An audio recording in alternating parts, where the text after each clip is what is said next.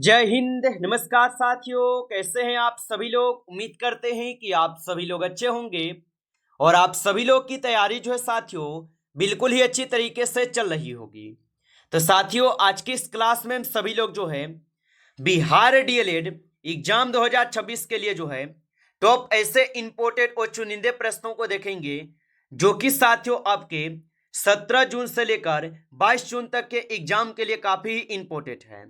और साथियों, यदि आपका भी एग्जाम कल 17 जून को ही है तो आपके लिए क्लास जो है साथियों रामबाण क्लास साबित होंगे, क्योंकि साथियों पिछले जितने भी शिफ्टों में आपके एग्जाम हुए हैं और उन शिफ्टों में साथियों जिस टॉपिक से क्वेश्चन ज्यादातर पूछे जा रहे हैं, आज के इस क्लास में हम सभी लोग उन्हीं टॉपिक से क्वेश्चन को करेंगे।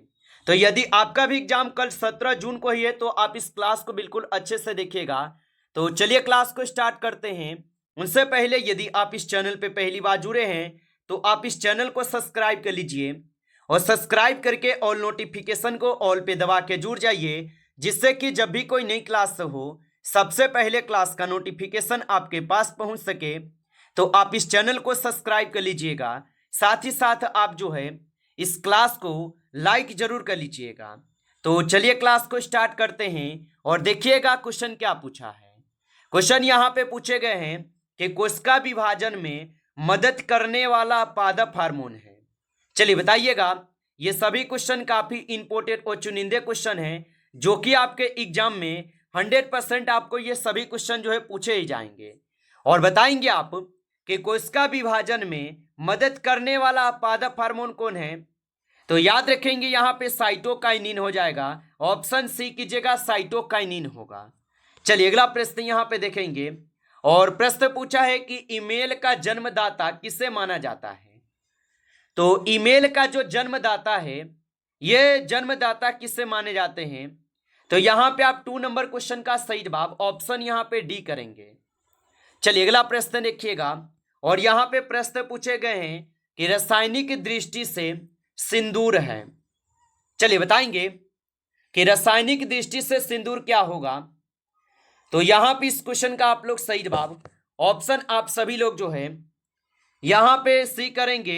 ऑप्शन सी सही जवाब है। चलिए अगला प्रश्न देखिएगा। यहां पे 5 नंबर क्वेश्चन है कि कौन सा विद्युत का चालक है। चलिए बताएंगे। तो यहां पे कौन है जो कि विद्युत का चालक है। तो विद्युत का चालक यहां पे लवण और जल है। ऑप्शन सी कीजिएगा सही जवाब। चलिए अगला प्रश्न देखेंगे। यहां पे प्रश्न पूछे गए 6 नंबर कि संसार का सबसे छोटा पुष्प है। तो संसार का सबसे छोटा पुष्प जो है यहां पे कौन से हो जाएंगे। तो यहां पे इस क्वेश्चन का सही जवाब ऑप्शन डी कीजिएगा। चलिए अगला प्रश्न यहां पे देखिएगा। यहां पे 7th क्वेश्चन है, मानव शरीर में विटामिन ए जो है ये संचित रहता है। चलिए बताएंगे आप कि मानव शरीर में विटामिन ए जो है ये संचित रहता है। तो ये संचित रहते हैं यकृत में। ऑप्शन ए कीजिएगा, यकृत में रहते हैं। चलिए अगला प्रश्न यहां पे दिए गए और यहां पे पूछे गए 8 नंबर कि विद्युत हीटर के सहायक तत्व होते हैं। चलिए बताएंगे और साथियों एक बार आप कमेंट करके बताइए कि आपका एग्जाम कौन से डेट पे है और कौन से शिफ्ट में है, आप एक बार जरूर बताइएगा। और बताएंगे कि विद्युत हीटर के सहायक तत्व होते हैं। तो विद्युत हीटर के सहायक तत्व जो है यहाँ पे प्लास्टर ऑफ पेरिस की प्लेट होते हैं और नाइक्रोम का तार भी होते हैं, यानी दोनों यहाँ पे बिल्कुल सही जवाब है। ऑप्शन डी कीजिएगा। चलिए अगला प्रश्न यहाँ पे देखेंगे। 9th क्वेश्चन पूछा है कि निम्नलिखित में से कौन मानव का उद्भव स्थान है। चलिए बताएंगे कि निम्नलिखित में से कौन मानव का उद्भव स्थान है। तो यहां पे 9th क्वेश्चन का सही जवाब ऑप्शन ए करेंगे। अफ्रीका होगा, याद रखिएगा।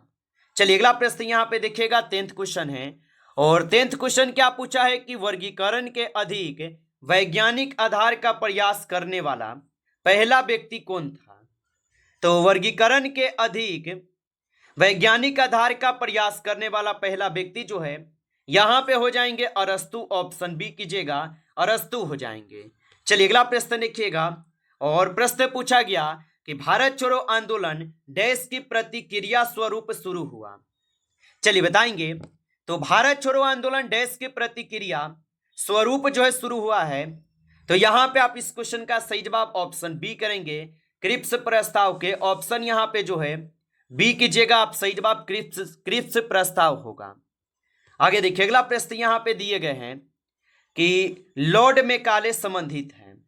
चलिए बताएंगे आप कि लॉर्ड मैकाले किससे संबंधित है। तो लॉर्ड मैकाले जो है ये अंग्रेजी शिक्षा से जो है संबंधित है। ऑप्शन सी कीजिएगा, अंग्रेजी शिक्षा से संबंधित होगा। चलिए अगला प्रश्न यहां पे देखेंगे कि जापान की संसद कहलाती है।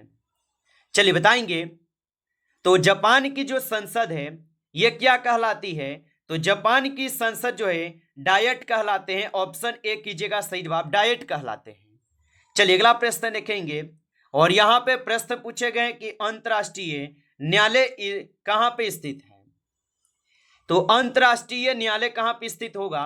तो ये स्थित हो जाएंगे आपके हेंग में। ऑप्शन बी कीजिएगा, सही जवाब हेंग में होगा।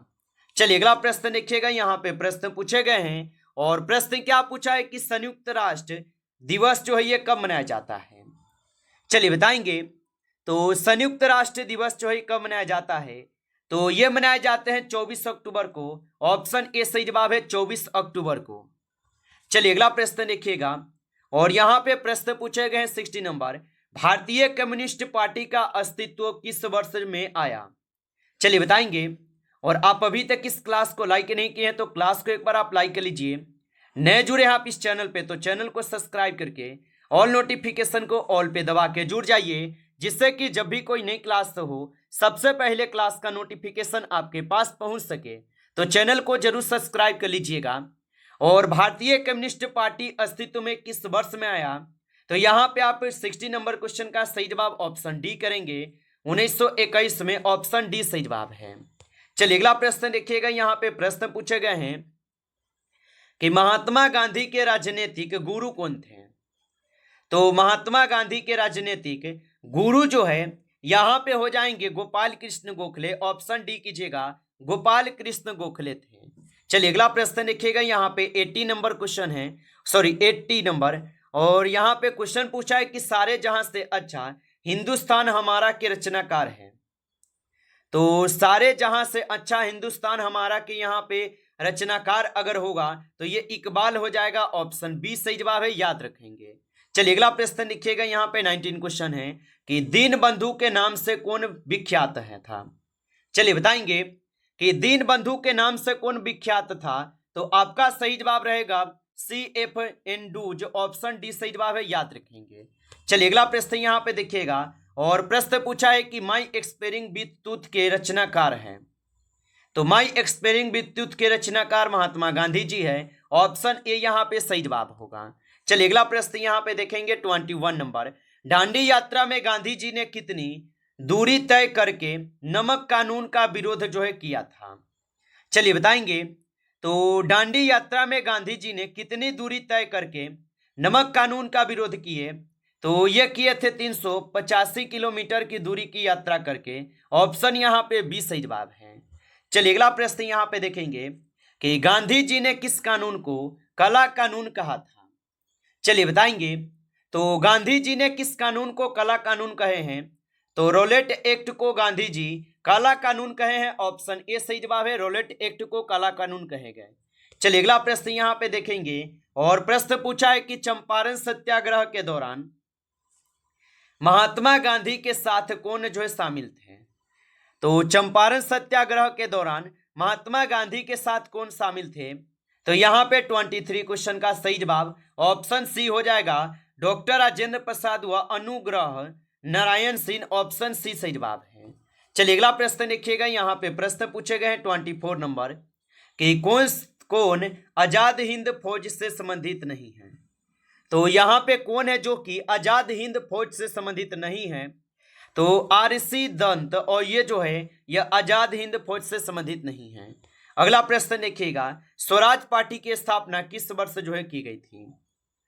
तो स्वराज पार्टी की जो स्थापना है ये किस वर्ष की गई थी।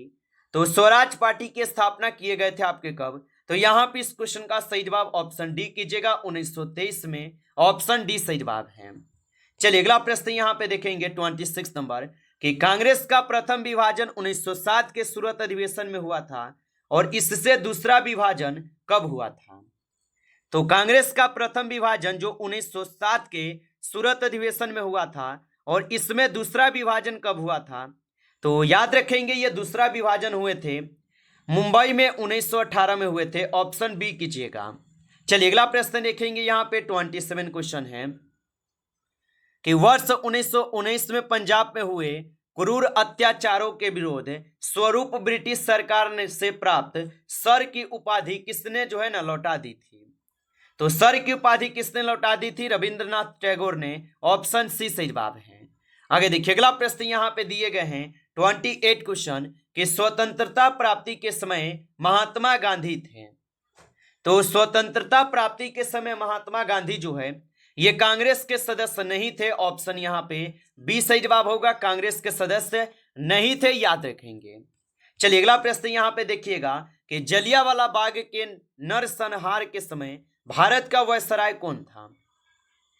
तो जलियांवाला बाग के समय नरसंहार के समय भारत का वायसराय कौन था? तो याद रखेंगे उस समय थे लॉर्ड चेम्सफोर्ड। ऑप्शन यहाँ पे डी सही जवाब है, लॉर्ड चेम्सफोर्ड होगा। चलिए अगला प्रश्न देखिएगा कि कौन सी पुस्तक पंडित जवाहरलाल नेहरू द्वारा लिखी गई है? चलिए बताएंगे कि कौन सी पुस्तक पंडित जवाहरलाल नेहरू द्वारा लिखी गई है। तो यहाँ पे आप 30 नंबर क्वेश्चन का सही जवाब ऑप्शन यहाँ पे आप सभी लोग का डी होगा, डिस्कवरी ऑफ इंडिया हो जाएगा। ऑप्शन डी कीजिएगा सही जवाब। चलिए अगला प्रश्न यहाँ पे देखेंगे और प्रश्न पूछे गए हैं कि 1923 ईस्वी में चित्तरंजन दास एवं मोतीलाल नेहरू ने कहा स्वराज पार्टी की स्थापना की थी? तो 1923 ईस्वी में चित्तरंजन दास एवं मोतीलाल नेहरू ने कहा स्वराज पार्टी की स्थापना की थी? तो यहाँ पे 31 क्वेश्चन का सही जवाब ऑप्शन बी है, इलाहाबाद होगा। ऑप्शन बी सही जवाब है। चलिए अगला प्रश्न यहाँ पे देखेंगे कि चोरी चोरा नामक प्रसिद्ध स्थल जो ये कहाँ है? तो चोरी चोरा नामक प्रसिद्ध स्थल कहाँ पे है? तो यहाँ पे 32 क्वेश्चन का सही जवाब ऑप्शन ए है, गोरखपुर होगा। ऑप्शन ए सही जवाब है। चलिए अगला प्रश्न यहाँ पे है कि who lives if India dies किसकी रचना है या किसकी उक्ति है? तो ये उक्ति हो जाएगा पंडित जवाहरलाल नेहरू जी के। ऑप्शन सी कीजिएगा सही जवाब। चलिए अगला प्रश्न यहाँ पे दिए गए और प्रश्न पूछा है भारत में जब क्रिप्स मिशन आया उस समय भारत का वायसराय जो है ना कौन था? तो भारत में जब क्रिप्स मिशन आया तो उस समय भारत का जो वायसराय था उस समय थे लॉर्ड लिथंगे। ऑप्शन यहाँ पे सी सही जवाब है। चलिए अगला प्रश्न यहाँ पे है और प्रश्न क्या पूछा है कि गांधी जी भारतीय राष्ट्रीय कांग्रेस के अध्यक्ष कितनी बार बने हैं? तो गांधी जी भारतीय राष्ट्रीय कांग्रेस के अध्यक्ष कितनी बार बने हैं? तो यहाँ पे 35 क्वेश्चन का सही जवाब ऑप्शन ए होगा, एक बार। ऑप्शन ए कीजिएगा सही जवाब, एक बार होगा। नमस्कार साथियों, इस क्लास में जो है टॉप 35 क्वेश्चन थे जो काफी इंपॉर्टेंट क्वेश्चन थे। साथियों यदि आपको क्लास अच्छा लगा हो तो आप इस क्लास को लाइक कर लीजिएगा। नए जुड़े हैं आप इस चैनल पे तो चैनल को सब्सक्राइब करके ऑल नोटिफिकेशन को ऑल पे दबा के जुड़ जाइए, जिससे कि जब भी कोई नई क्लास हो सबसे पहले क्लास का नोटिफिकेशन आपके पास पहुंच सके। तो आप इस चैनल को सब्सक्राइब कर लीजिएगा। चलिए फिर मिलते हैं आपसे एक नेक्स्ट टॉपिक के साथ नेक्स्ट क्लास में। तब तक के लिए जय हिंद, जय भारत।